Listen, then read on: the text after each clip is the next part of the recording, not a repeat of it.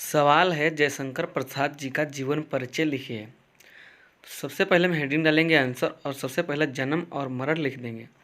जन्म 1889 ईस्वी काशी में हुआ, मृत्यु 1937 ईस्वी में हो गई। हमारी अगली हेडिंग होगी जीवन परिचय। तो चलिए हेडिंग डालते हैं और लिखना शुरू करते हैं।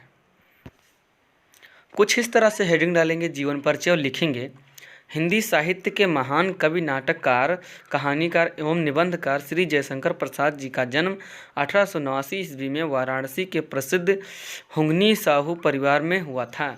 इनके पिता बाबू देवी प्रसाद काशी के प्रतिष्ठित और धनाढ्य व्यक्ति थे। इनकी प्रारंभिक शिक्षा घर पर ही हुई तथा स्वाध्याय से ही इन्होंने अंग्रेजी, संस्कृत, उर्दू और फारसी का श्रेष्ठ ज्ञान प्राप्त किया और साथ ही वेद, पुराण, इतिहास, दर्शन आदि का भी गहन किया। माता पिता तथा बड़े भाई की मृत्यु हो जाने पर इन्होंने व्यवसाय और परिवार का उत्तरदायित्व संभाला ही था कि युवावस्था के पूर्व ही भाभी और एक के बाद दूसरी पत्नी की मृत्यु से इनके ऊपर विपत्तियों का पहाड़ ही टूट पड़ा।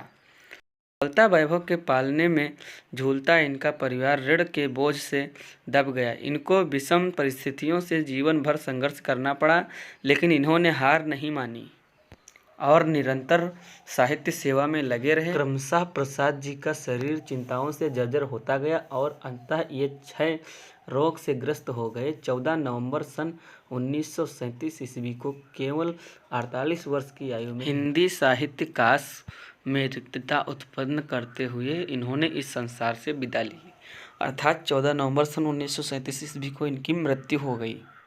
इसके बाद हमारी अगली हेडिंग होगी साहित्य में स्थान। चलिए हेडिंग डालते हैं साहित्य में स्थान और लिखना शुरू करते हैं। कुछ इस तरह से हेडिंग डालेंगे, साहित्य में स्थान और लिखना शुरू करेंगे।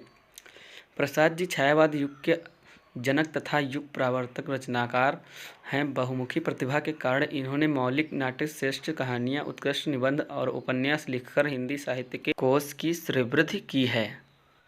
इसके बाद हमारी अगली हेडिंग होगी रचनाएँ। चलिए हेडिंग डालते हैं रचनाएँ और लिखना शुरू करते हैं। कुछ इस तरह से हेडिंग डालेंगे कृतियाँ और लिखेंगे, प्रसाद जी ने काव्य, नाटक, कहानी, उपन्यास और निबंधों की रचना की। इनकी प्रमुख कृतियों का विवरण निम्नवत है।